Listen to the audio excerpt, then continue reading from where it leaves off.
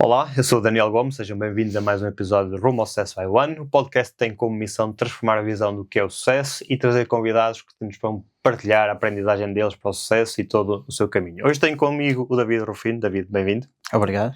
O David criou a White Balance em 2018, uma produtora de conteúdos para o imobiliário, com o amigo João Ferreira, que mais tarde evoluiu para uma startup que é a Photobooking, hoje em dia, que quer tornar uma super app do mercado imobiliário. A Photobooking está incubada na startup do Barreiro, na Unicorn Factory, em Lisboa.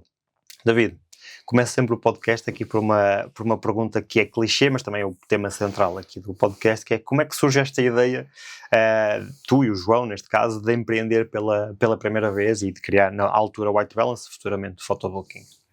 Ora, a ideia começou por eu ter querido experimentar o mercado imobiliário, mas o mercado imobiliário nunca quis nada comigo, porque eu sou de uma área completamente diferente e em 2012, 2013 eu via muitos anúncios de recrutamento, como existem hoje em dia, portanto já foi há bastante tempo.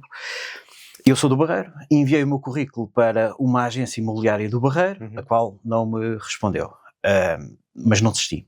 Depois, entretanto, fui fazer... Inclusivamente fiz psicotécnicos, aquelas entrevistas todas para um portal imobiliário, um dos grandes portais imobiliários, e acho que chumbei também nessa parte que eles disseram que eu não tinha perfil comercial para trabalhar nessa parte do imobiliário. Portanto, eu tentei ao máximo, mas o imobiliário nunca quis nada comigo. Mas, entretanto, tive a sorte de poder trabalhar numa rede de franchising, em que o meu trabalho nunca foi como consultor imobiliário, mas era abrir franchisings. Basicamente, fazia a parte da expansão, que tu bem conheces, ou seja, quando alguém pedia informações a várias agências imobiliárias ou várias marcas, esses contactos chegavam a mim, eu explicava qual era o modelo do negócio e tudo isso.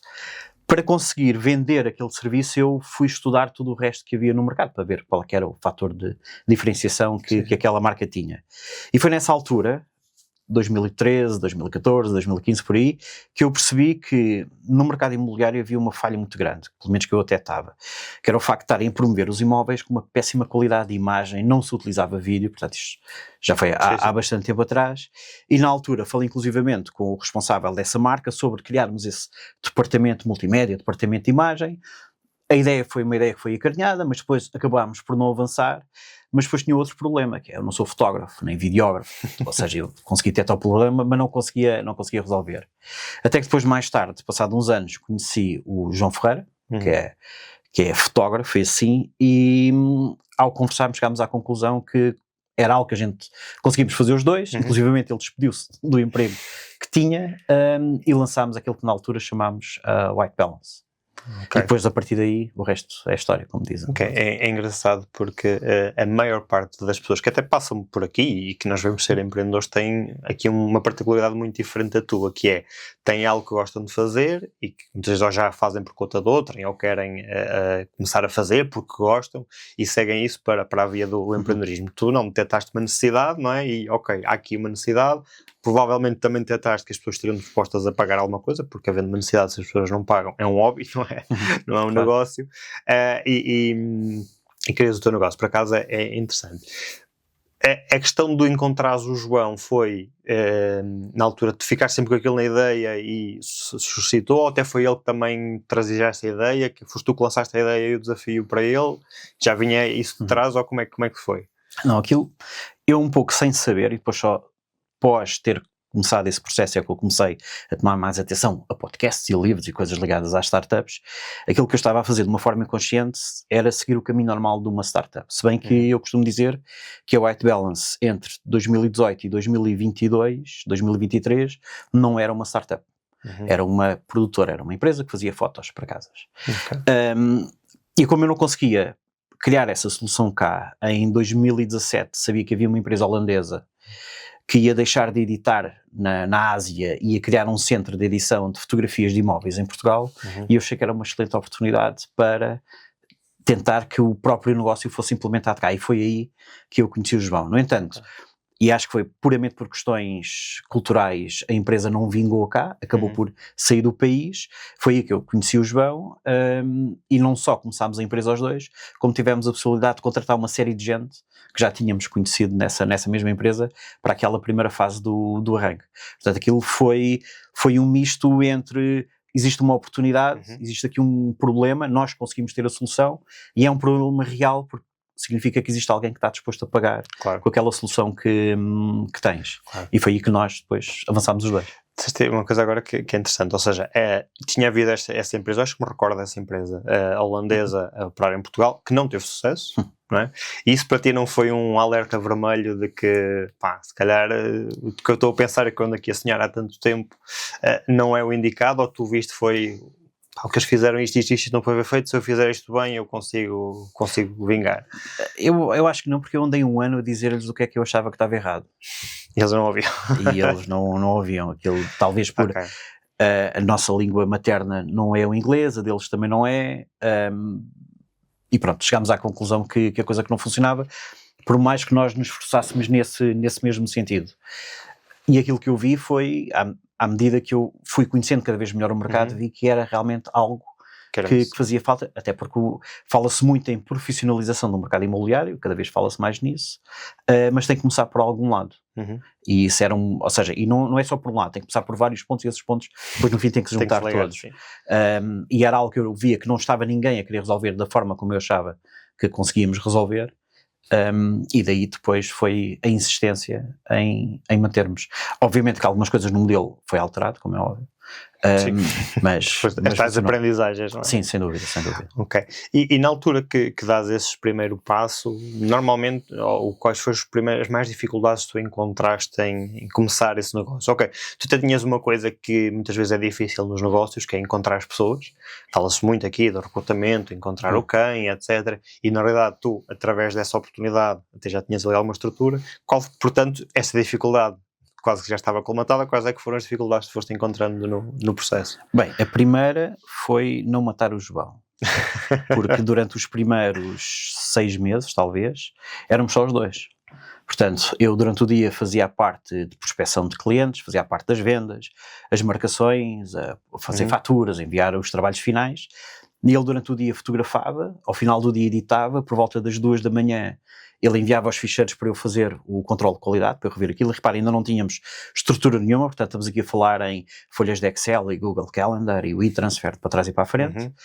Ele corrigia aquilo que era preciso ser corrigido, eu preparava os e-mails para seguir no outro dia, e no outro dia, às 6 da manhã, arrancávamos para o Algarve e voltava ao processo todo, e foi assim durante meses. E essa foi a primeira dificuldade, que foi estarmos durante muitos meses sem ganhar o suficiente para criar a empresa, propriamente dito. Mas logo desde o início nós pensámos logo em, a forma como nós vamos trabalhar tem que ser já orientada para ganhar escala. Portanto, nós nunca fizemos trabalhos onde não houvesse a passar uma fatura, nunca fizemos trabalhos sem o IVA. Nós criámos a empresa logo no primeiro mês em que começámos a elaborar, por assim dizer, e depois, à medida que o número de trabalhos foi aumentado, para teres uma ideia, o João no primeiro mês deve ter fotografado para umas 15 casas, uma coisa do género. E depois, a partir daí, nós começámos a ter a necessidade em contratar. Primeiro contratámos um editor, o João dedicava só a fotografar e tinha alguém que fazia a parte da edição, e depois fomos crescendo organicamente a partir daí. Portanto, aquilo, logo, o mais difícil foram aqueles primeiros meses em que, pronto, era muito difícil. E porquê é que tu criaste logo a empresa para escalar? Porque já tinhas essa visão, ou porque percebias que precisavas pelo menos de um determinado número de processos mensais para pagar contas, não é? Portanto, o que é que te fez ter essa visão? Eu digo isto, faço esta pergunta, desculpa aqui o enquadramento, que é, a maior parte das pessoas não pensa nisso. Pensa de, ok, vou criar uma empresa para faturar X, para ter X, e não pensa logo no escalar. Porquê que tinhas essa visão já do escalar à altura? Sim, isso é perfeitamente válido, ok? A maior parte das pessoas pensa em criar o chamado lifestyle business. Exatamente. Que é, eu vou gerar aqui um rendimento suficiente para eu poder ter uma vida confortável para mim e para os meus, e está tudo certo com isso. Sim, nem toda a gente tem que ter ambição em fazê-lo. Eu desde bastante novo, que graças principalmente ao meu pai, que esteve envolvido com uma empresa de venda direta, e tive a oportunidade de perceber que nós próprios podíamos criar os nossos próprios negócios e fazer coisa a partir daí. Atenção, e o meu pai era um funcionário dos Correios, portanto, se havia algum sítio onde não há empreendedorismo é nas empresas públicas, mas ele conseguiu incutir isso em mim, se calhar também sem querer, mas logo desde o início. E logo a falar com o João nós percebemos que só faria sentido nós criarmos isso se fosse para ser algo diferente do que existe por aí. Porque já nessa altura e hoje em dia existem várias empresas que fazem fotos, se pensarmos só a esse nível, que normalmente são pequenas agências que é uma pessoa ou duas ou três, normalmente têm uma projeção local, mas não existe nenhuma grande empresa, ou não existia nenhuma grande empresa que conseguisse ter uma expressão a nível nacional e que conseguisse atender uma diversidade grande de clientes. Portanto, é muito fácil alguém ser um fotógrafo, normalmente é um freelancer de uma agência ou duas, da sua região. É difícil alguém fotografar para 1000 agências a nível nacional. Portanto, e o desafio era isso, porque o resto já estava feito. Sim, e eu vou só pegar aí numa coisa que tu disseste que acho que é muito importante, e nós até falámos em off com um dos temas um dos objetivos, aliás, do podcast é trazer realismo e não estarmos aqui a achar que toda a gente pode ser empreendedor hoje em dia. Isto pode ser uma coisa que é verdade e que às vezes até mesmo pode sair do ponto de vista pejorativo, estamos sempre a achar que a pessoa tem que crescer e ser bilionário, como se diz agora, mas a verdade é que a pessoa tem, acima de tudo, é que ter um plano. Se a pessoa tem um plano e está tudo bem, a pessoa querer ser empresário, eu chamo-lhe autoemprego, e querer ter mais tempo com a família, desde que esse seja o plano e que isso seja claro para a pessoa. Aquilo que vemos muitas vezes é que as pessoas não têm um plano muito claro quando vão empreender, e houve aqui uma pessoa que lhe chamou que é planeamento de esperança, e marketing de esperança é o que lidera os negócios. Em Portugal eu adorei a expressão à altura. Deixa-me também só dizer, eu tinha uma vantagem muito grande, que é o facto de eu não ser fotógrafo. Portanto, cada vez que havia um problema que era preciso resolver, era o João que tinha que resolver. Fosse ir fotografar uma coisa, ou editar, ou seja, aquilo que for, portanto eu tinha que me entreter com alguma coisa. Portanto, e logo desde o início nós ficámos sócios 50-50, agora entrou uma terceira pessoa recentemente, mas nós éramos sócios 50-50 e definimos muito bem o que é que cada um faz. Eu tinha um bocado mais experiência na parte de negócios, de gestão e de vendas, portanto tudo o que tinha a ver com negócio e estratégia era comigo, tudo o que tinha a ver com produção é com ele. Portanto, eu podia achar que nós devíamos ter determinado produto, mas era a responsabilidade dele em fazer com que isso se tornasse realidade e que a qualidade da entrega fosse elevada. No entanto, eu tinha que conseguir transformar isto, e logo desde o início nunca foi o lifestyle business que estávamos a imaginar. Claro. Não tínhamos ainda capacidade para ter aquele conceito de startup. Logo, quando nós falámos com as incubadoras e por aí fora, fomos recusados em tudo o que nos possas imaginar, porque ia depois mais tarde, ao princípio aquilo moeu um bocadinho, mas depois mais tarde percebi o porquê, porque um negócio é diferente de uma startup, são coisas completamente diferentes, mas logo desde o início nós definimos muito bem o que é que cada um ia fazer. Portanto, ele tinha que sempre pensar que hoje estava a fotografar para um cliente, mas podia estar a fotografar para 10, e o prazo de entrega e a qualidade tinha que ser igual, e eu, a mesma estrutura que tinha, ou melhor, o mesmo método que tinha para um cliente, tinha que conseguir atender vários. Claro, sim. Não termos aquela limitação que normalmente os pequenos freelancers têm. Tocaste aí num assunto que me parece interessante trazermos por aqui, porque por acaso acho que foi um tema que nunca surgiu aqui, que é o negócio versus startup. Nesse teu processo, qual foi a aprendizagem? Lá está, qual é o caminho que a pessoa deve seguir, até para se conseguir trazer aqui algumas dicas práticas, que é, este tipo de negócio, este tipo de empresa é um negócio, este tipo de empresa pode ser uma startup e estar associada a processos de incubadora. O que é que tu aprendeste aí? Pronto. Uma coisa não é melhor que a outra. São coisas completamente diferentes. Mas tu falaste bem ainda há pouco quando disseste que quando tens um projeto qualquer e aquilo não dá dinheiro, é um hobby. Ok? Portanto, essa é logo a primeira coisa. Portanto, qual é que é a diferença entre os nossos primeiros 4 anos, em que eu considero que não éramos uma startup, e daí para a frente, que era a possibilidade de ganhar escala.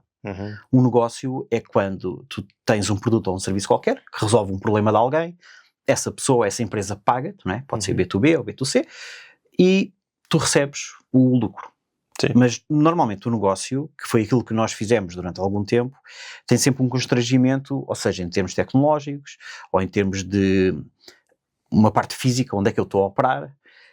Uma startup é completamente diferente. Uma startup é, logo à partida, um negócio que tem uma base tecnológica que lhe permite escalar rapidamente num curto espaço de tempo. E no meio de toda aquela incerteza que possa haver. Por isso, enquanto nós usávamos o Google Calendar, as folhas de Excel, nós somos a chamada Startup Bootstrap, portanto nós não tivemos investimento nenhum externo, ainda hoje não temos, nós estávamos limitados a conseguir crescer. Portanto, nós chegámos a uma altura em que chegámos a ter 3 pessoas na nossa coordenação, nós temos divididos em várias equipas, 3 pessoas só para atender telefonemas e responder a e-mails, porque as marcações eram feitas por telefone, depois vinha o e-mail com a morada, depois voltava porque a morada não estava certa, depois mais uma referência multibanco e depois mais uma confirmação. Ou seja, todos esses processos que eram feitos manualmente, à medida que nós íamos crescendo, íamos criando cada vez mais peso e podíamos colapsar nesse próprio peso. Portanto, chega uma altura em que tu, quando nós chegámos às 150 marcações por mês, e era só eu a fazer tudo, e eu tinha a cabeça em papas. Porque literalmente eu chegava ao final do dia e estava completamente estourado, e não estava a perceber, porque tivemos ali 2, 3 meses sempre no mesmo nível, e percebi que o problema era eu. Então foi que contratámos a primeira pessoa para a coordenação. Tu eras o funil da empresa. Exatamente, ou seja, o bottleneck, não é ali o problema, estava a ser eu. E a partir do momento que contratámos a primeira pessoa, que é um amigo meu chamado Gabriel, que foi o nosso primeiro coordenador, eu fiquei livre para poder aumentar as voltámos a subir novamente. E eu aí percebi na prática que tinha que começar a delegar, porque senão começava a ser eu esse mesmo problema. Ora, mas esse método manual foi tido durante anos. E depois chegas a uma altura em que estás a fotografar, sei lá, 700, 800 casas por mês e tens uma estrutura já de 20 e tal pessoas, mas depois notas que, quando tu dizes, agora vamos fazer uma nova parceria, entra toda a gente em pânico, porque logo à partida acham que vamos começar a crescer muito em número de pessoas. A diferença para startup é quando tu estás a desenvolver uma tecnologia qualquer, uma plataforma, uma forma que te permite crescer em número de clientes sem obrigatoriamente teres que aumentar a tua estrutura e que tira-te também aqueles constrangimentos locais que tinhas. E foi aí que nós começámos à procura de um CRM para, tal e qual como os imobiliários têm, para conseguir gerir toda a relação que tínhamos com os nossos clientes e que não encontramos, e então fomos nós que começámos a desenvolver uma coisa que depois, mais tarde, e só a partir desse momento é que nós somos uma startup, porque estamos a desenvolver a nossa própria plataforma. Claro. E hoje em dia, olhando para trás, tinhas desenvolvido esse CRM mais cedo? Claramente. Eu posso-te mostrar uma imagem que está no meu Instagram de 2018, um dia em que nós estávamos num cowork, e o João chega lá ao cowork, portanto, foi no primeiro ano, estávamos ainda no início, em agosto, em que ele chega e eu parecia um daqueles maluquinhos com as paredes todas escritas. E na altura aquilo não tinha nome, mas era uma data de caixinhas sobre funcionalidades de plataforma que um dia nós iríamos desenvolver para... Ele achou piada aquilo, tirou umas fotos, guardámos aquilo e depois esquecemos que não havia dinheiro.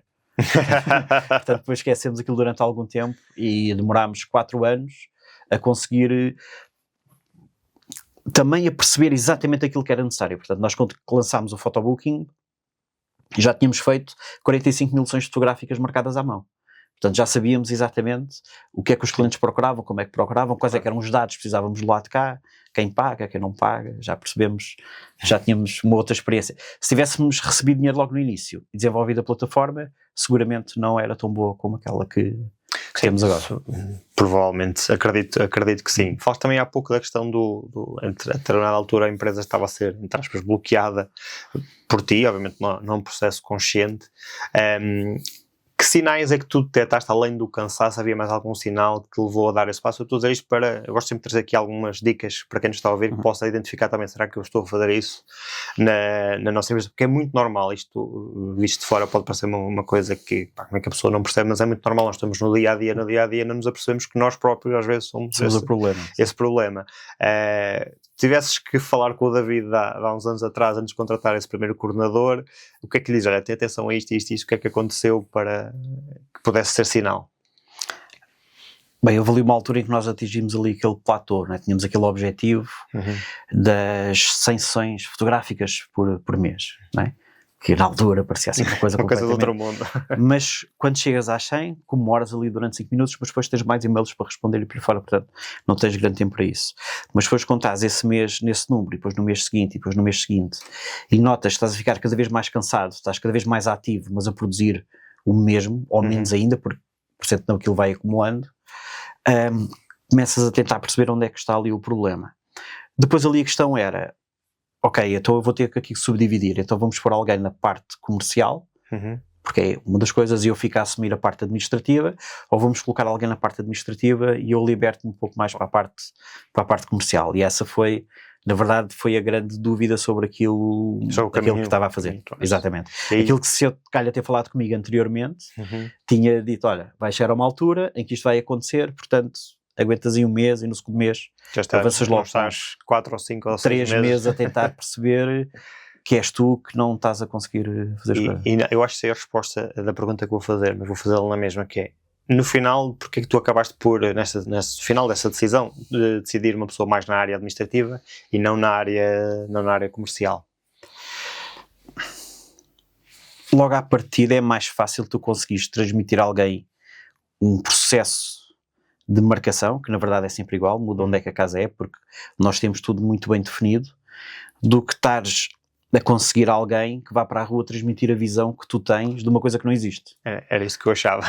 Portanto, é mais aí logo numa fase inicial, os fundadores de uma empresa, seja ela qual for, têm que chamar assim a parte comercial, até porque se mais tarde fores criar uma equipa comercial, alguém tem que mostrar quais é que são os primeiros passos. Claro. E então que é o caminho de menos atrito, é mais fácil tu teres alguém administrativo, que essa pessoa depois conhecer muito bem o processo, até pode passar por uma outra área, do que, tipo, imagina, recebes alguém na tua empresa e tu de repente vais transmitir uma visão que agora somos 3 gatos pingados aqui neste cowork, mas que 2 para amanhã vamos fotografar 1000 casas num país inteiro. Nunca ninguém fez isso. Claro. Vai lá e cobra X por cada serviço. Eu achei que era essa a tua resposta e eu totalmente de acordo.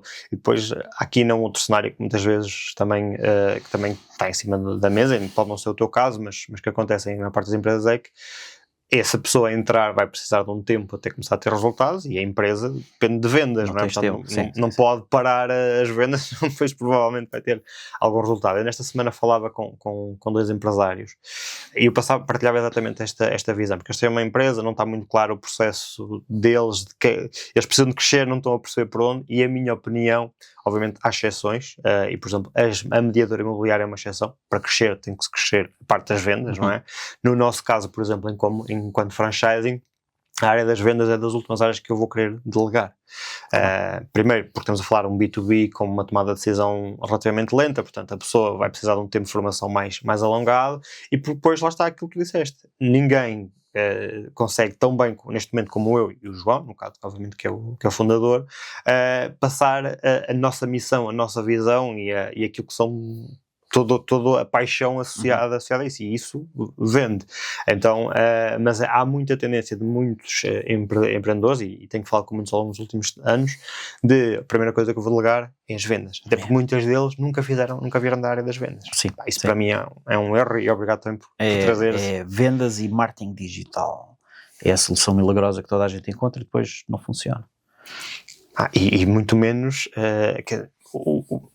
as duas coisas em conjunto e bem aliadas funcionam muito bem. As duas coisas até delegadas e ao abandono, tenho a certeza que não. Ou seja, não é por teres um departamento de vendas e por teres um departamento de marketing ou marketing digital que vais ter uma empresa a funcionar, não é? Portanto, há muito mais. Atenção, eu disse isto porque há aqui uma diferença grande, que é, se eu estiver a vender um produto em que eu posso vendê-lo online, sim, esse é o caminho. Pronto, aquilo não tem muito a saber, metes dinheiro em ads, e é muito fácil ver. Existem empresas que vivem a partir dos ads que metem nos Facebooks da vida ou nas Googles e por fora. Se deixarem de injetar tanto dinheiro, as vendas baixam. Portanto, mas estão a vender um produto. É diferente de vender um franchising. Claro, completamente. Em que tu tens um ciclo de venda muito mais longo, em que não é só dessa forma que o vais conseguir fazer. Mas aí também tens uma coisa que é um erro, na minha opinião, de muitos empresários, que é Facebook Ads está a dar, ou TikTok Ads, ou Instagram Ads, é colocar ali. Na realidade, tem que haver múltiplos canais de recuperação de clientes. No teu caso, eu também posso fazer ads para chegar a clientes, e tu vens visitar as agências, vens-nos visitar a nós para falar, ou seja, tu tens múltiplos canais, e depois certeza que tens também canais de comunicação com quem já está na tua base de dados, para continuar a contratar o teu serviço. Portanto, e muitas vezes achas que redes sociais é a resposta para tudo. Quem diz redes sociais diz um tipo de estratégia em específico que é única e que um dia pode fechar a torneira e deixar de ter sucesso, até porque lá está, temos apagões, temos pandemias, temos uma série de coisas que mexem com os nossos negócios. Nas startups é giro, se estiveres a ouvir os podcasts de vida, a malta conta sempre uma história, não é? Porque é que aquilo foi assim por aí fora. E nós poderíamos contar uma história sobre uma estratégia pensada para não estarmos dependentes desses canais de angariação de clientes. Não havia dinheiro. Pronto, a história é só isso, éramos pobres, pronto, basicamente era isso. Mas isso permitiu-nos também, e o facto, a tal coisa de ser o bootstrap, não termos aqueles investidores, ou seja, não tínhamos dinheiro para queimar, obrigou-nos a ter que pensar em estratégia para o conseguir fazer. E a verdade é que nós nunca tivemos nenhuma estratégia comercial, ainda hoje continuamos a não ter. E isso porquê? Porque como nós trabalhamos, nós não fazemos casamentos, nem batizados, nem coisa nenhuma. Nós trabalhamos no nicho de mercado. E quando começámos a trabalhar o mercado imobiliário, pensámos, ok, de todos estes segmentos de mercado, onde é que nós vamos focar? E vamos focar no segmento de luxo. Na altura havia 10 marcas, portanto era fácil identificá-los e tentar. Às vezes demoravam um ano a atender o telefone. Algumas marcas demoraram literalmente um ano a atender o telefone. Mas sabíamos exatamente quem é que era o nosso cliente-alvo. Portanto, era mais um trabalho de esgravatar a terra do que propriamente estar spray and pray, né? Como o malta faz, manda para todo lado e depois vai ver o que é que cai. E como o nosso modelo, aquilo que nós queríamos implementar também era diferente do resto que havia por aí, e que ainda existe por aí, então nós sempre tivemos uma estratégia comercial muito direta, que funcionou, que mantemos. Não significa que de hoje para amanhã não possamos querer ter uma projeção diferente, mas logo de início quem vai criar uma startup, e principalmente uma coisa que é um B2B, ou seja, que é de um negócio para outro negócio, e que trabalha no nicho de mercado, a parte do marketing não é de forma nenhuma a primeira decisão que tem que tomar. A primeira pessoa tem que ir para a rua, ver se aquela solução funciona, e é, como estávamos a dizer, é ir bater à portas e falar com pessoas. Os anúncios vêm mais tarde. Claro, o que disseste aí eu estou totalmente de acordo, embora lá está, muitas pessoas gostam mais de se esconder no processo mais fácil, atrás de um ecrã, marketing digital ou outro tipo de ferramentas de marketing. E ainda agora há pouco tempo estava a falar com uma pessoa que a pessoa dizia, mas já enviei não sei quantos e-mails, eu só perguntei, já foste bater à porta? Exatamente. Os e-mails tu não sabes se a pessoa sequer os recebeu. Ok, hoje em dia há ferramentas que permitem ver isso, mas ainda assim nós não temos a certeza. A pessoa pode ter aberto e fechou a seguir. Mas quantos é que chegaram antes e quantos é que chegaram depois? Exatamente. E tu te safaste de uma coisa que também é verdade, que ok, mas a pessoa está um ano sem me atender o telefone. Como é que é tu manteres essa consistência ao longo de um ano? Eu acredito que, até porque nós também o fazemos, sabemos que não é fácil. O que é que te fez manter essa consistência e saber, não, um dia eles vão... tu acreditas muito no teu produto, o que é que te fez manter essa consistência? Bem, primeiro que tudo é isso. Tu tens mesmo que acreditar piamente que a solução que tens é melhor que aquele que o teu potencial cliente está a utilizar, ele é que ainda não sabe. E tu tens que lá conseguir chegar. O facto de teres contas para pagar também ajuda a obrigar-te a ser resiliente. Mas depois, quando eu estava a abrir agências, também percebi um pouco isso. É preciso ter um tipo de personalidade que eu não sei explicar muito bem se é trabalhado ou se é inato, em que tu tens de conseguir, sem ninguém te explicar muito, que os resultados demoram o seu tempo a aparecer. Okay? Quando alguém trabalha por conta de outro, aquilo temos um contrato no mês. Eu vou fazer este trabalho durante o mês, no final do mês vem esse resultado. Quando tu estás a criar uma empresa e quando tu queres que essa tua empresa, quanto maior tu quiseres que essa empresa seja, maior tem que ser a tua predisposição para conseguir retardar a chegada desses resultados. Não sei se me estou a fazer entender. Sim. É um pouco por aí. Portanto, o que é que nós fazemos? Nós falamos com aquele pequeno cliente que quer o trabalho para já e se ajuda a pagar as contas do dia-a-dia, mas depois podes ter aqueles projetos maiores que vão ter o tal ciclo de venda mais longo. O que é que faz com que tu estejas um ano até alguém te atender o telefone? É que tu acreditas mesmo que aquilo vai funcionar. E tu começas a ver aos poucos que também, repara, numa fase inicial nós também não tínhamos portfólio nenhum. Nós tínhamos meia dúzia de casas fotografadas e era isso que tínhamos para mostrar. E depois aquilo que fizemos foi identificarmos essas marcas de luxo e começámos a fotografar para eles a custo zero. Certo? Para poder ter esse portfólio. Sim. E depois, quando tens esse portfólio dessa marca de luxo, chegas a uma marca do mercado mais regular e mostras, nós fotografamos para eles, podemos fazer o mesmo para vocês. É mais fácil do que exatamente ao contrário. Estava-me a rir porque não és a primeira pessoa que chega aqui ao podcast e até a última pessoa que esteve aí sentado na cadeira, também é da área da fotografia, mas num outro âmbito, e disse exatamente isto. Eu comecei por fotografar sem cobrar. E é uma coisa que, lá está, se eu não tenho portfólio tenho que o criar, se eu não tenho clientes e não tenho o tal testemunho do cliente, eu tenho que o criar. Estamos a falar da fotografia, podemos estar a falar de outro serviço. Porque não dar se eu estou numa área qualquer, eu não dou alguma coisa a um cliente para ele poder dar um feedback e isso trazer-me outras pessoas. Isso é óbvio. E tu disseste uma coisa que é, na minha opinião, muito, muito importante e que as pessoas normalmente só olham para um dos lados, que é o curto prazo. E curto prazo nas empresas é pagar as contas, o mais cedo possível, mas também nunca esquecer o médio e longo prazo. E na realidade, quando nós olhamos para os empresários, e na primeira viagem, normalmente estão a olhar para um dos dois lados. Ou estão a olhar para o curto prazo, não, vou vender, e depois estão ali numa roda que se torna muito desgastante, porque não crescem, é aquilo que tu dizias há pouco, porque têm um limite, e estão ali naquela roda, e depois temos os outros, que são sonhadores, ou os empreendedores puros, que só estão a olhar para o médio prazo, mas depois a determinada altura, ou estão muito bem financiados, ou quebra, e depois têm que mudar o ciclo, e muitas vezes já não têm energia para mudar esse ciclo. Essa visão de curto e de médio e longo prazo, para mim, é aquilo que eu também hoje em dia vejo como sucesso de uma startup, porque, ok, eu consigo pensar no longo prazo, não é? E se calhar e fala-se muito, e é quase clichê falar, por exemplo, da Amazon, teve muitos anos a dar prejuízo, porque ele teve a trabalhar muito no longo prazo, mas não deixava de fazer vendas constantemente e ganhar a cota do mercado. Mas a visão era há 20 anos. Claro, não, e as pessoas não, às vezes é difícil até de fazer chegar isto às pessoas. Falaste aí há pouco também, voltando um bocadinho à tua história, da mudança de ciclo em 2022, se não estou em erro que falaste, não é? De white balance para photobooking. Qual é que foi ou se é que existiu o momento em que dizem, nós temos que mudar isto, nós estamos a falar de um modelo de negócio que tu ainda estavas a construir, não, temos que mudar isto por completo. Houve esse momento-chave, o que é que fez chegar a esse momento? Bem, como eu disse, a ideia do photobooking, na altura não tinha esse nome, veio logo desde o início, mas não havia recursos. Depois nós fizemos tudo à mão até aquilo começar a aleijar, e depois já estava a aleijar toda a gente ao ponto de, quando nós tínhamos uma coordenadora que tinha que fazer 200 chamadas seguidas, e as pessoas começavam a fritar, não é? Então às tantas tu pensas que das duas uma, ou nós vamos tornar uma trituradora de pessoas como outros negócios cá para aí, ou temos de ter aqui um suporte tecnológico para o fazer. E então começámos à procura de soluções. Falámos com uma empresa holandesa, falámos com uma empresa portuguesa, chegámos à conclusão que o caminho não seria esse e que tinha que ser desenvolvido internamente. Porque uma das nossas características como empresa é que nós controlamos a qualidade de ponta a ponta. Portanto, quem atende o telefone é o nosso funcionário, quem vai fotografar é o nosso funcionário, quem edita é o nosso funcionário, quem faz o controle de qualidade é o nosso funcionário, quem envia os trabalhos finais é o nosso funcionário, ou seja, isso porquê? Porque nós conseguimos controlar tudo.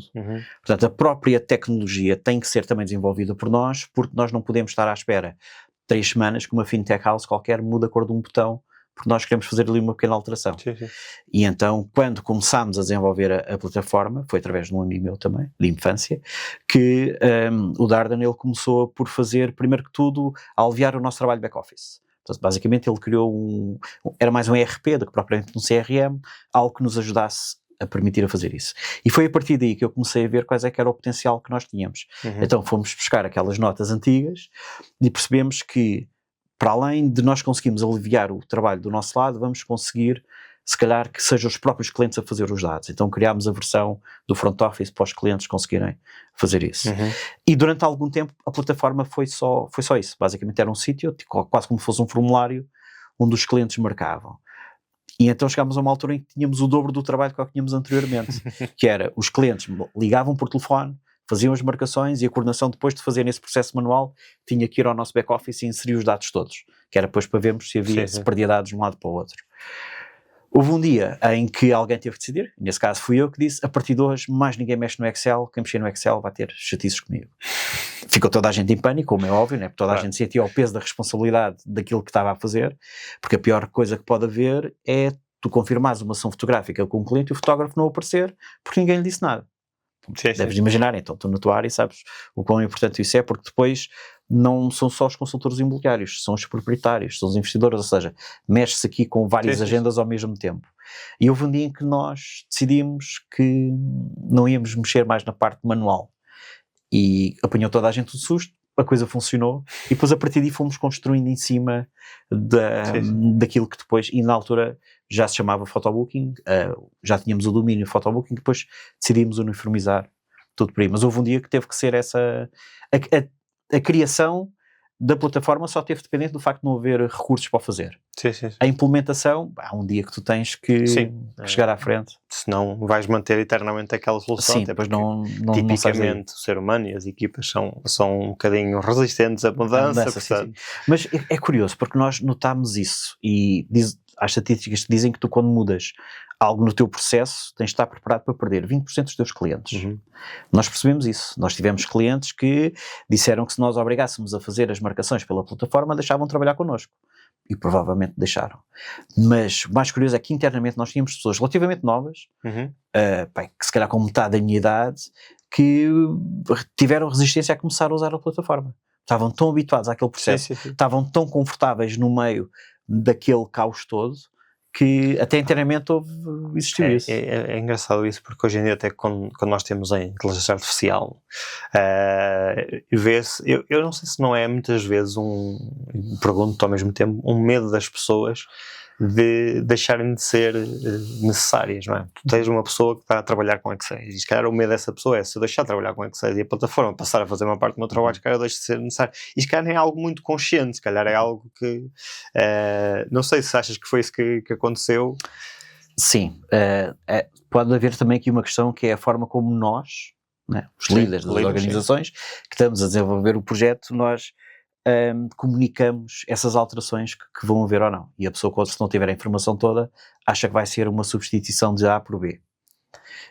A nossa coordenadora principal, que é a minha irmã mais nova, curiosamente, ela própria hoje diz, quando tu dizias, o photobooking vai poder fazer isto, aquilo e outro, e ela tinha 40 e-mails para responder, aquilo para ela era uma palermice. Sim. Quando viu a plataforma, a primeira coisa que achou foi, eu qualquer dia não faço falta.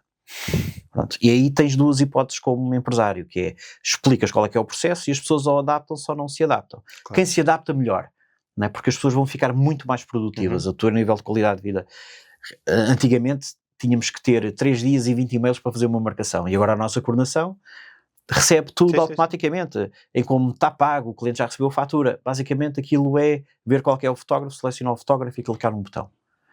Quem conseguir perceber que a tecnologia, e neste caso hoje em dia fala-se muito em inteligências artificiais e por aí fora, que te vai permitir ser muito mais produtivo e melhorar a tua qualidade de vida, quem se adaptar a isso tem um bom caminho. Os outros tens que os substituir. Não, acho essencial o que tu acabaste de dizer aí, que é também a liderança poder explicar, a comunicação, comunicar bem com as equipas.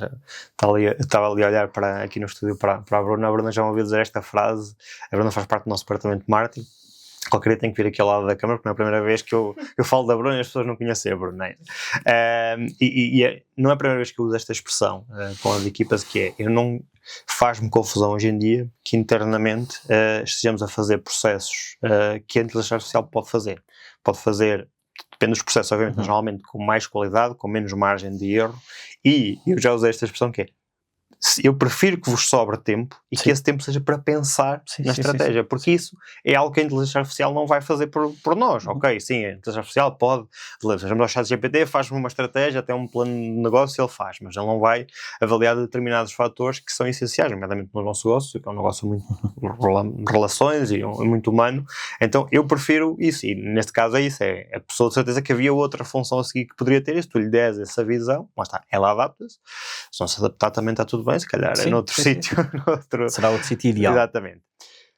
Outra pergunta que me ficou aqui há pouco. Tu falaste aí da questão de toda a vossa estrutura ser uma estrutura interna. Ora, eu visto de fora e não conhecia o teu negócio a esse nível de detalhe. Eu pensaria, não me perguntes porquê, mas que seria efetivamente uma estrutura muito mais elástica e se calhar, lá está a maior parte das pessoas, se calhar porque é o que se vê noutras empresas com modelos de negócios semelhantes, que seria a maior parte da estrutura em prestadores de serviços. Porquê é que tu tomas essa decisão de toda a estrutura ser interna? Bem, tendencialmente ser toda interna. Sim. Portanto, grande parte, tipo 90% já o é. Isto porque se pensarmos em... Quem olha de fora acha que somos uma empresa que faz fotos, ok? Mas depois existe todo um serviço que está por trás, que é o que te leva a fidelizar o cliente, pronto. E isso implica disponibilidades em termos de horário, prazos de entrega, qualidade final, o próprio processo. E um dos problemas que nós vimos resolver ao mercado é, se imaginares uma imobiliária que tenha 6 ou 7 agências.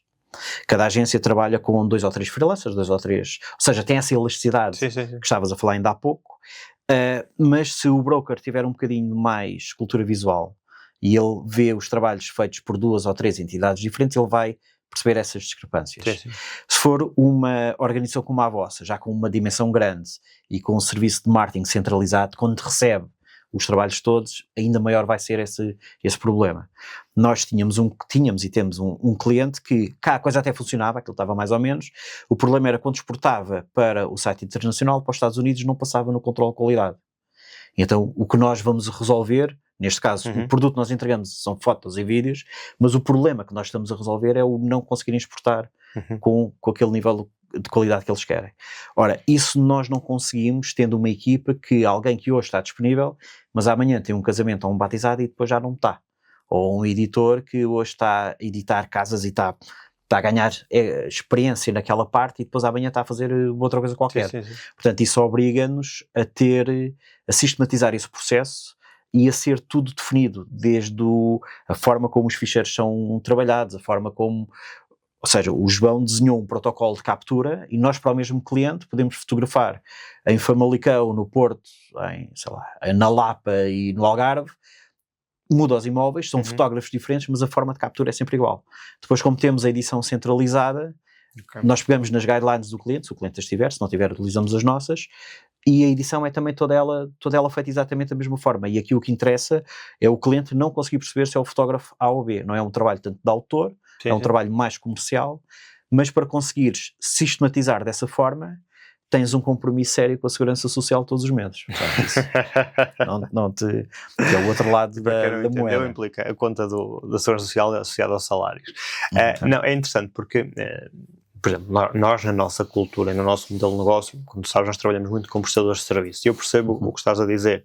É mais fácil criar uma cultura e determinados processos com pessoas que são internas da estrutura do que com prestadores de serviços. Foi só uma curiosidade que eu achava mesmo que na realidade trabalhavas mais com prestadores de serviço, porque não falando até na área, por exemplo, e agora que estou a falar, eu conheço várias empresas, por exemplo, na área da certificação energética. E a verdade é que as empresas que eu conheço, ou a empresa até com mais volume, com mais capacidade de trabalho, têm pessoas internas e já não já não trabalha com prestadores de serviço. Lá está, provavelmente. A tendência é essa. Porque tem muito a ver com o nível de qualidade que tu queres entregar, o nível do serviço. E o serviço não é tão quantificável quanto isso. Okay? Sim. Não é tão tangível. O serviço implica mais coisas do que só entregar as fotos e os vídeos, por exemplo, nesse nosso caso. E a certificação energética, quando trabalham com engenheiros ou com arquitetos, uma vez mais, hoje podem estar disponíveis ou podem não estar, a ti como cliente transmite pouca confiança, porque nunca sabes se aquele fornecedor vai conseguir atender-te corretamente ou se vais ter que ir à procura de qualquer. Vamos imaginar até um cenário que tu trabalhavas com só prestadores de serviço e há um fotógrafo e tu és só o ponto, não é? A ligação ao fotógrafo, faz uma sessão fotográfica, se calhar envia as coisas, a agência não descarregou o e-transfer a tempo, vai pedir ao fotógrafo, o fotógrafo não atende, está de férias, etc. Está a fazer outra coisa qualquer. Tu tens efetivamente um serviço que é entregue de fio a pavio, como se costuma dizer. E já agora, há os chamados unicórnios. Há pelo menos um francês que era nesta área que criou a Uber da fotografia.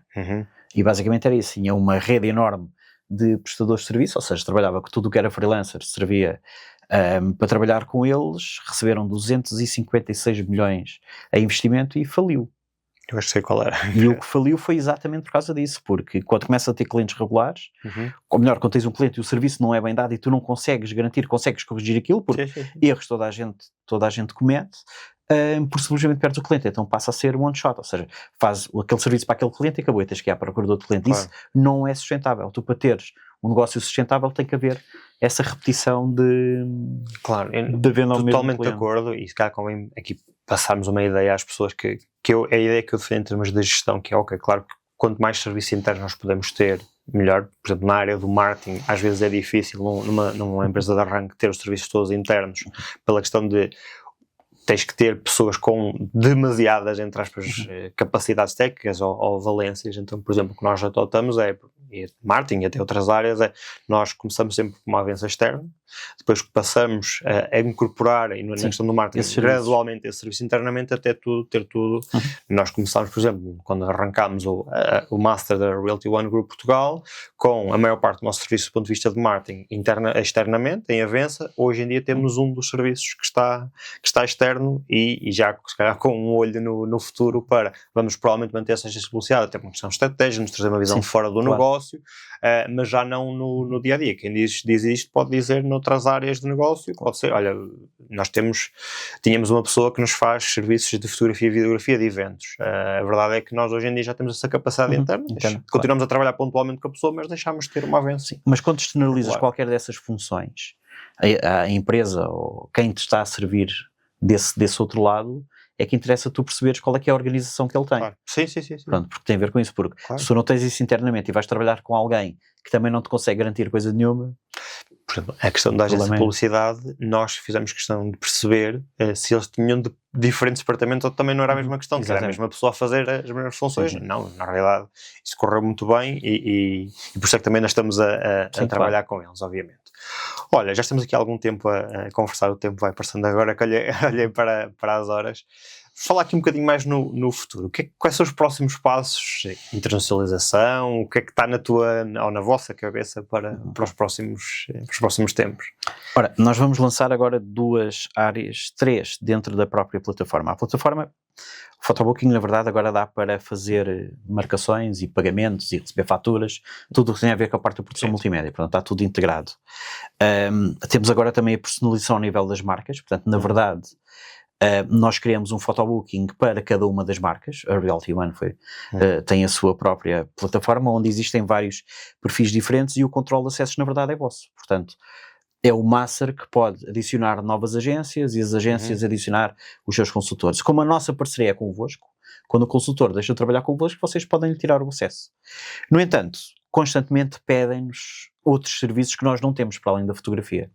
Então, e nós aqui tínhamos dois caminhos para seguir. Um deles é incorporar esse serviço internamente e perceber se conseguimos entregar com o mesmo nível de qualidade e de compromisso que temos com as outras áreas ou não. Aqueles que nós acreditamos que conseguimos incorporar são duas áreas diferentes. Uma delas é o marketing.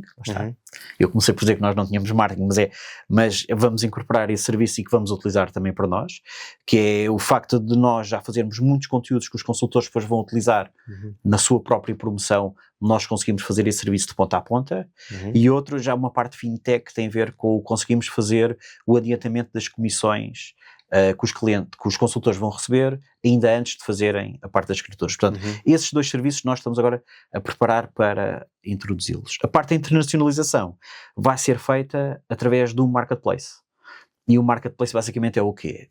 Ao longo dos anos eu fui juntando uma lista, que chamámos que era o arquivo, de empresas, de pessoas que nós conhecemos, de outras áreas, quando perguntam se eu conheço alguém que faça certificados energéticos em Porto Alegre, ou faz renders, ou que faz a home staging. E aquilo que eu fazia, pronto, para te dar a ti a solução, mandava-te um e-mail com 3 ou 4 links e dizia, olha, nós não fazemos, mas está aqui.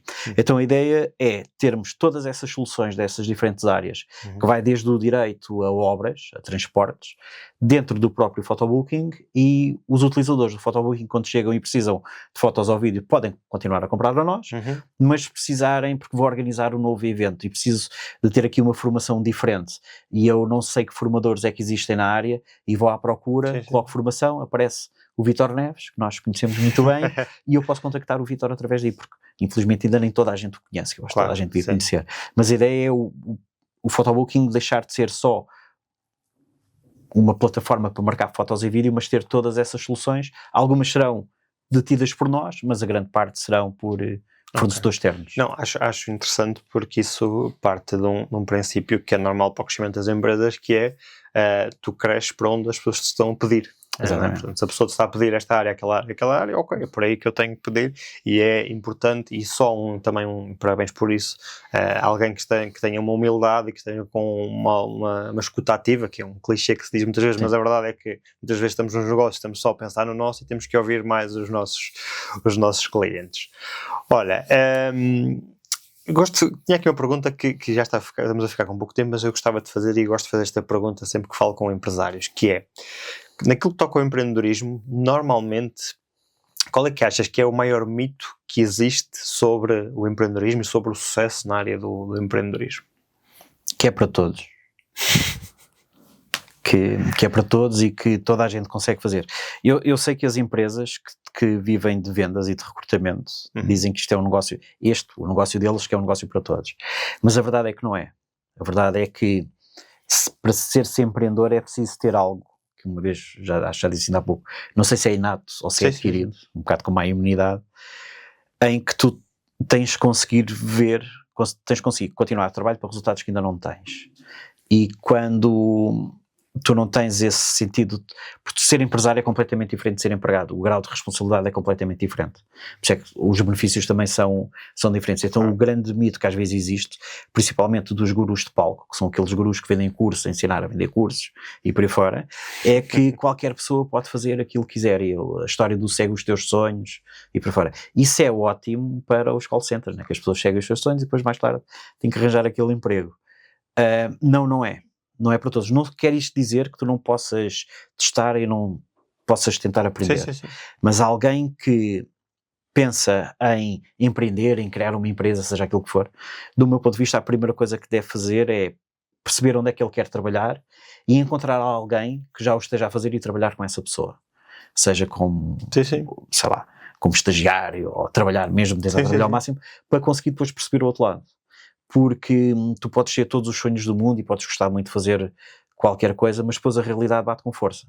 E o Estado não quer saber de ti para nada. E uma questão que é, e às vezes é pouco politicamente correto dizermos isto, mas é preciso haver um determinado perfil. E eu comentava contigo em off, nós temos algumas pessoas que nos contactam, gostavam muito de imobiliário, de abrir a sua própria empresa, às vezes até pessoas que já estão no ramo e querem dar o salto, e nós somos os primeiros a dizer, olha, temos todo o gosto em poder falar no futuro, se calhar o ideal é encontrar um sócio, até por uma questão de proteção da nossa marca, nós não queremos estar a abrir e fechar lojas, mas também da pessoa, porque a pessoa vai investir do seu tempo, vai mudar a sua vida, convém que alguém tenha a capacidade de lhe dizer, olha, atenção, porque não é assim tão fácil. E isso é verdade, a questão de ser empresário ou ser empreendedor é para toda a gente e é o caminho do sucesso. Não, olha, até posso partilhar aqui, até já ainda num próximo episódio, que eu convidei recentemente uma pessoa que é diretora de uma empresa relativamente grande, internacional, mas ele é diretor em Portugal, exatamente para desmistificarmos isto. Para ter sucesso na vida, ou quer que seja o sucesso, não tem que ser exatamente pela veia do empreendedorismo. Claro que é o tema aqui do nosso podcast e nós acreditamos que é um caminho e queremos trazer estratégias para quem quer seguir esse caminho, mas as pessoas não têm que se sentir pressionadas. Quase que nós passámos de uma cultura de há, acho que era 20 ou 30 anos atrás, que o ideal em termos de sucesso era tirar um curso e trabalhar para o Estado, etc., para uma cultura em que hoje em dia ninguém quer trabalhar para o Estado, ninguém quer trabalhar para outros e toda a gente quer ser empresário. Portanto, também não... Antigamente dizias que eras empreendedor, era uma forma fashion dizer que estavas desempregado. Sim. E agora mudou um pouco. Mas só assim muito rapidamente. Nas empresas tecnológicas existe muito aquela questão de tens um programador, que é um bom operador, que é ótimo a fazer aquilo. Mas a progressão na carreira implica ele deixar de ser programador e passar a ser líder de uma equipa. E tendencialmente essas pessoas vão perdendo qualidade, porque e a própria empresa perde com isso, ou seja, eu tenho que o promover porque senão vou perdê-lo para um concorrente qualquer, mas essa pessoa, se calhar que é um excelente programador, não é tão bom líder de equipa. E eu tenho um dos meus, ao longo dos anos fomos ficando amigos, um consultor imobiliário com um grande sucesso lá na zona de Lisboa, que ele próprio diz que ele nunca vai abrir uma agência, porque ele sabe que como consultor e com a equipa dele consegue ter sucesso e consegue fazer aquilo, e é um lifestyle business, portanto nunca é um negócio que ele vá vender, na verdade, mas que se abrir uma agência e começar a estar afogado em papelada e royalties e para aqui e para lá, que o negócio dele, que ele percebe, eu sou o melhor consultor do que vou ser algum dia ser broker, então que ele que não... O conseguir perceber isso é ótimo. E é de uma verdade, é muito raro. E aí neste caso, isso falaste da tecnologia, mas no imobiliário também, isso é algo que foi quase introduzido para reter pessoas e não para premiar pessoas. Sim. A pessoa é um bom consultor, é um bom comercial, o que quisermos chamar, e como muitas vezes não há outro caminho, ou o próprio líder do negócio não tem uma visão de que se calhar eu tenho que me preocupar, por exemplo, em acrescentar mais valor a esta pessoa para ele ter com o mesmo esforço, mais resultados, isso também é promoção, não, vamos colocá-lo a diretor comercial, a team leader, o que quisermos chamar. E muitas vezes o que é que acontece? A pessoa não tem o perfil, não tem os resultados, e eu infelizmente já vi excelentes profissionais do imobiliário a saírem do ramo por causa disso. Porque depois eu compreendo que possa ser difícil, ok, agora vou ter que voltar atrás, vou ter que assumir que eu não tive perfil para aquilo e voltar atrás. E realmente é uma das coisas que eu, quando acompanho líderes de negócio, digo, atenção, que nem toda a gente tem que ter este caminho. Se a pessoa quer seguir esse caminho, mostra, pois há outra questão que muitas vezes os líderes também não têm a capacidade, que é, se eu tenho uma pessoa na minha equipa que é ambicioso e quer fazer um determinado caminho, vamos ajudá-la a fazer o caminho. Vamos criar metas, porque as pessoas às vezes também não têm a visão toda. Vamos criar metas de, olha, estás neste caminho, estás a chegar aqui, falta mais um capítulo para outro capítulo, até teres o teu negócio e depois até potencialmente serem sócios no negócio, etc. Porque é uma coisa que no imobiliário é mais fácil do que noutras áreas e que às vezes perdem-se pessoas, e nós estamos na área do franchising, vemos muitas pessoas vir ter connosco porque nas empresas onde estão não têm capacidade para crescer, e às vezes a capacidade está lá, as pessoas não estão atentas a isso, e aqui o recurso humano tem internamente quer continuar a crescer. Olha, uma das dinâmicas, já mesmo aqui numa fase final, que temos aqui no podcast, é que o convidado anterior deixa uma pergunta para o convidado seguinte, sem saber quem é, que eu te vou pedir a seguir também para deixares para o nosso próximo convidado. E a pergunta que foi deixada neste caso pelo Steve, que também é da área da fotografia, é: qual foi o momento em que pensaste desistir e o que ou quem te fez continuar? Boa pergunta. Houve uma altura que era todos os dias. Todos os dias pensava em desistir. Uma das coisas que me fez pensar em desistir foi o facto dos clientes não pagarem. E foi na altura que nós implementámos o pré-pagamento. Pronto, e esse problema ficou resolvido. O não desistir foi muita relação que eu tenho com o João, e depois mais tarde que vim a desenvolver também com o Dardan, que foi nós conseguirmos ter essa visão partilhada. E conseguimos dividir essas responsabilidades. Portanto, eu admiro os solo entrepreneurs, né, aquelas pessoas que se lançam sozinhos. É uma péssima ideia, do meu ponto de vista, porque qualquer autocarro desgovernado no meio da estrada acaba com o negócio. Pronto, esse é logo o primeiro. Mas não só nós podermos, porque momentos difíceis toda a gente vai ter, e curiosamente o que é bom é quando há alturas em que está mais difícil para um, o outro consegue puxá-lo, porque depois estão todos alinhados, aquilo depois é um problema, né? Desistem todos ao mesmo tempo, sem dúvida. E acaba o negócio. Mas o pensar em desistir, há alturas em que fica difícil, principalmente quando nós vivemos num país que é anti-empreendedorismo. Na verdade, nós temos a nossa política fiscal, todos os governos que temos, nós somos vistos como os vilões, ok? Portanto, se tu empreendes... Pela sociedade em geral. Pela sociedade em geral. Portanto, se conseguires abstrair um bocadinho disso, não desistes, mas agora não, mas houve uma altura então na fase inicial em que várias vezes isso passou pela cabeça, porque estávamos a querer fazer uma coisa que era tão diferente que eu cheguei a falar com amigos meus que eram e são consultores imobiliários, que até esses próprios me disseram que isto não ia funcionar. Portanto, era só gente a dar força.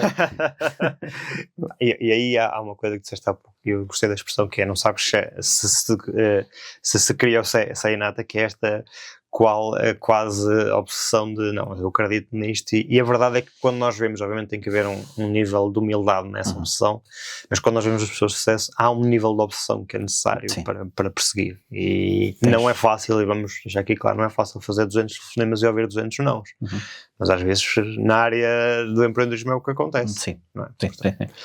Olha, Última questão aqui, eu partilhei contigo, ou lancei-te o desafio de trazeres aqui algum tipo de dica que pudesses dar, um livro, um curso, uma experiência. Vou tomar a liberdade de começar eu por partilhar. Eu trouxe aqui um livro que se chama O Compromisso da Liderança, de Ken Blanchard. Li este livro a semana passada em 2 dias, ofereceram-me, e é um livro pequeno, lê-se muito bem. O comprimido da liderança é exatamente, a fábula é esta, uma empresa que cria um comprimido que ajuda as pessoas a ser extremamente produtivas, com capacidade de liderar liderança máxima do ponto de vista financeiro, estratégico, etc.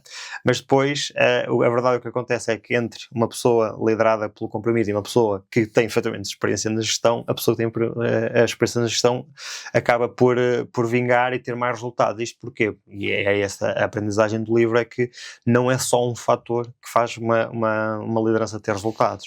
E acima de tudo o que diz o fator essencial é tempo na máquina, é valores sólidos, é relações humanas, não é só os números, e nós sabemos que os números são importantes, nós precisamos de pagar contas, etc., mas também é importante, e acima de tudo a aprendizagem que me veio aqui, que já existe, mas que às vezes é importante nós lembrarmos, é que é preciso colocar tempo na máquina para haver determinados resultados. Eles não aparecem de um dia para o outro, apesar de vivemos na altura das redes sociais e de tudo muito, muito rápido. E tu, o que é que gostarias de partilhar aqui connosco? Pudesses partilhar só uma experiência, um livro, um curso?